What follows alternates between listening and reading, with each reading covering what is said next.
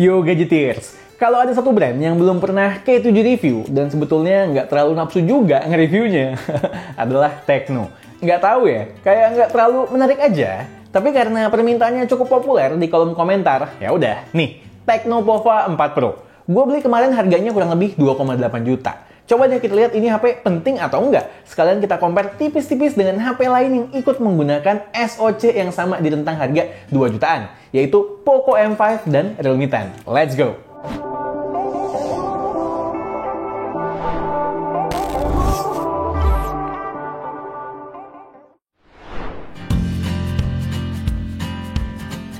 Soal desain seperti biasa urusan selera ya. Cantik itu relatif, jelek itu absolut. Cuman di sini nggak ada yang jelek absolut kok.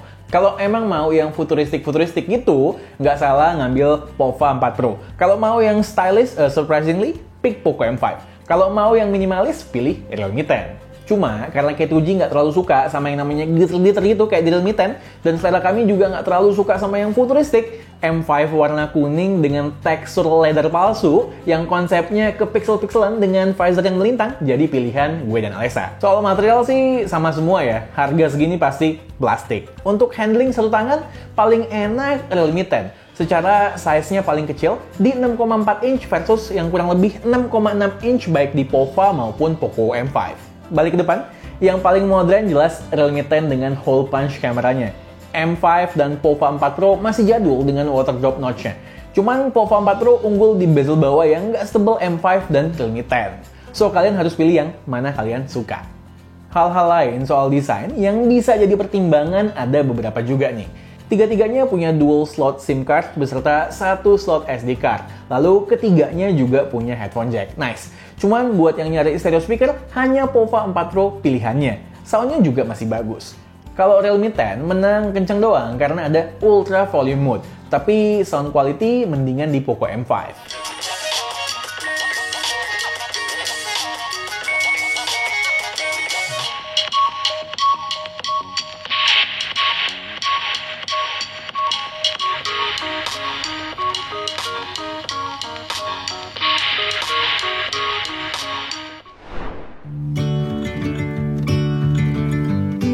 Soal layar, Tecno Pova 4 Pro dan Realme 10 unggul dengan layar AMOLED 90Hz yang beresolusi Full HD+.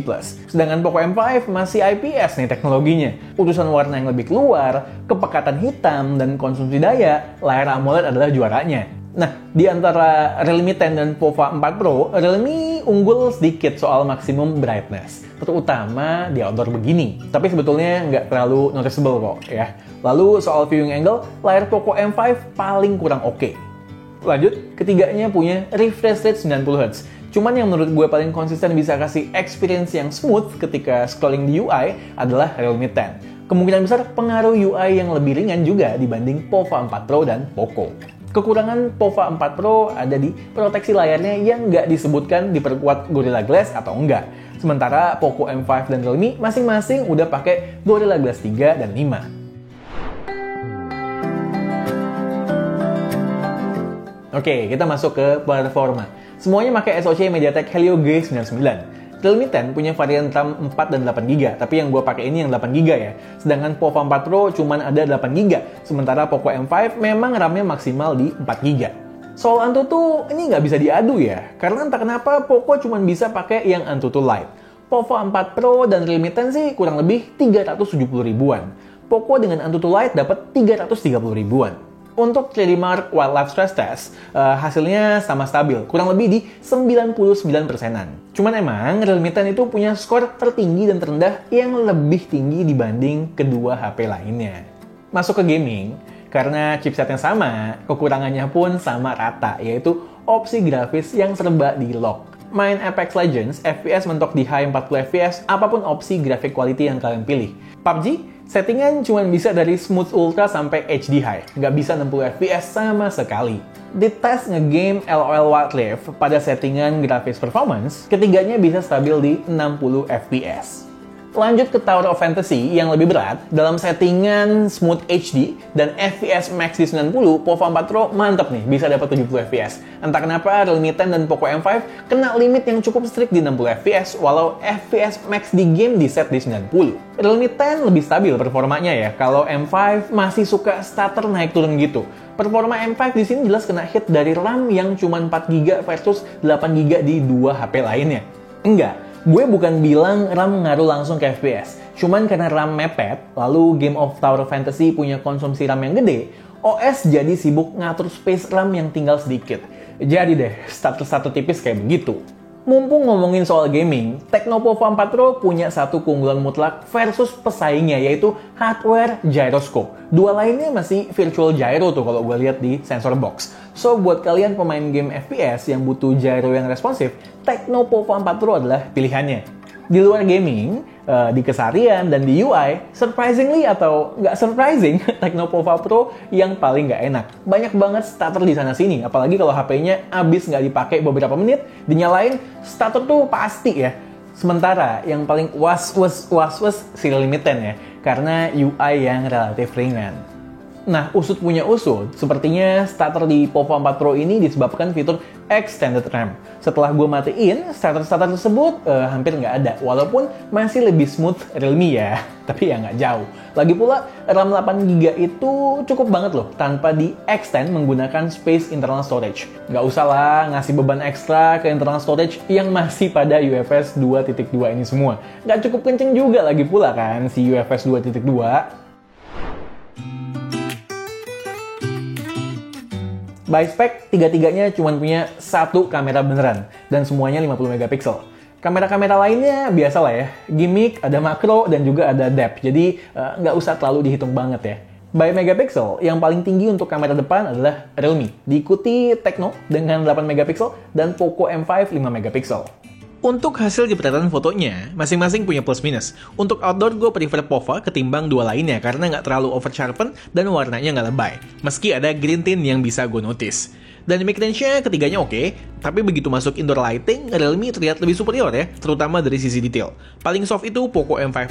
Begitu kondisi low light, somehow lagi-lagi gue suka sama jepretannya POVA 4 Pro yang terkesan paling optimal di antara ketiga HP. Terlihat lebih tidak overprocess. Untuk selfie, Realme paling sosmed ready. POVA karakternya sama kayak main kamera di belakang dan Poco sharpeningnya paling berasa. Masuk ke video, POVA cukup mengejutkan karena bisa merekam di resolusi 2K di kamera depan dan belakang. Sedangkan dua HP lainnya maksimal di 1080p. Untuk urusan warna, gue prefer footage Realme. Terus perlu dicatat semua footage nggak ada yang stabil. Tapi POVA dan Realme lebih oke ketimbang Poco untuk soal stabilisasi.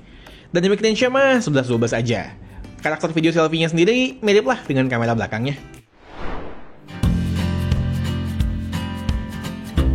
Secara spesifikasi, Tecno POVA 4 Pro unggul soal baterai dengan 6000 mAh-nya versus 5000 mAh-nya di kedua HP lain. Untuk tes ketahanan baterai, gue tes jalanin 3D Mark Wildlife Stress Test selama 2 kali, kemudian Antutu sekali jalan, PC Mark yang mensimulasikan daily usage 2 kali jalan, CPU throttling test selama 1 jam 30 menit, kemudian rekam video 1080p selama 11 menit, dan terakhir nonton video di YouTube kurang lebih 30 menit. Semua dengan screen brightness yang disamakan dan on Wi-Fi.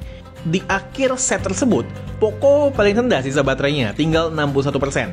Yang rada mengejutkan adalah walaupun POVA 4 Pro punya baterai 1000 mAh lebih besar, beda sisa baterainya nggak jauh. POVA itu sisa 68%, sedangkan Realme 10 sisa 66%. Soal charging, Poco paling lambat dengan support mentok di 18 watt yang butuh waktu kurang lebih 2 jam 20 menit ngisi dari kosong sampai full. Realme 10 support 33 watt charging, cuman butuh 1 jam 20 menitan buat ngisi sampai full.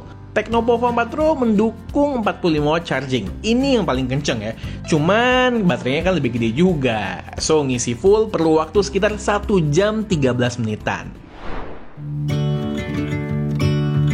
UI. Ketiganya masih di Android 12 dengan desain masing-masing UI dari pabrikan masing-masing.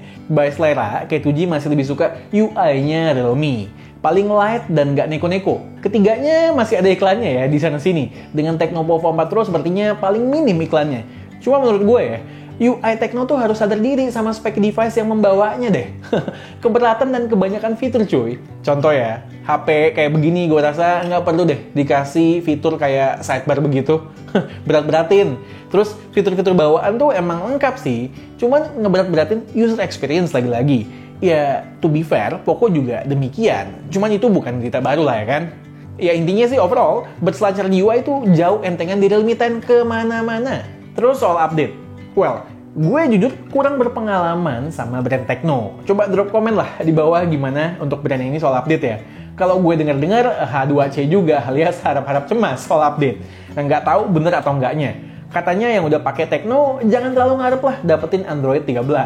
Kalau sampai mendadak diupdate ya itu mah bonus.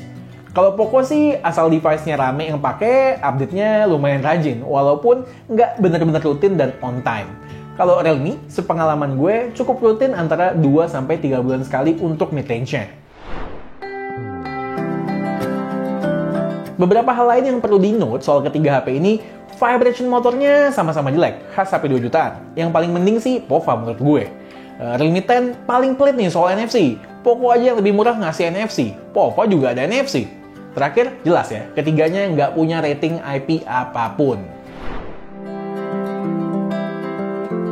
Oke, itu adalah duel 3 HP low mid-range dengan MediaTek G99 yang baru launching 2 bulan belakangan. Soal harga, Poco yang paling murah. 2,1 juta untuk 464GB, 2,3 juta buat 428GB. Realme 10 428-nya 2,8 juta, 828GB-nya 3,2 juta. Terus buat Tecno Pova 4 Pro, 2,8 juta buat yang 818GB dan 3 juta buat yang 8256GB. Catatan gue, si Pova 4 Pro ini rada goib ya di official store-nya. Kadang ada, kadang nggak ada. Banyak yang diserbu tengkulak juga dan dicuanin 50 sampai dengan 200 ribuan tuh kalau gue pantau. Setelah di compare-compare, si Pova 4 Pro ini menarik juga ya. Buat gamer, game-game FPS gitu mantep karena ada gyro hardware-nya. Overall performance-nya sih cukup rata ya di antara ketiga HP ini. Dengan Poco rada kena hit di soal RAM yang tadi gue bilang, kameranya juga surprising. Gue kira bakalan jelek, taunya bisa bersaing dengan Realme 10. Paling yang kurang di sisi software dan software supportnya yang nggak jelas. Kalau budget mepet, ya mau nggak mau harus sikat Poco M5 yang harganya termurah. Yang kena korting ya RAM, layar, dan charging speed. Ambil Realme 10 kalau kalian menginginkan software yang ringan untuk daily use, updatean yang rajin, atau kalau kalian alergi sama yang namanya water drop notch. Sayangnya, si Realme 10 nggak punya NFC. Oke, itu aja dari gue. Clear ya? Duit 2-3 juta, zaman harga udah pada naik begini, kalian bisa dapatnya HP kayak apa? Monggo, pilih menurut kebutuhan dan kocek kalian masing-masing. Oke, sekian aja video dari gue kali ini. Gue Satish, and this is K2G. Tunggu racun-racun kami yang berikutnya. Bye guys!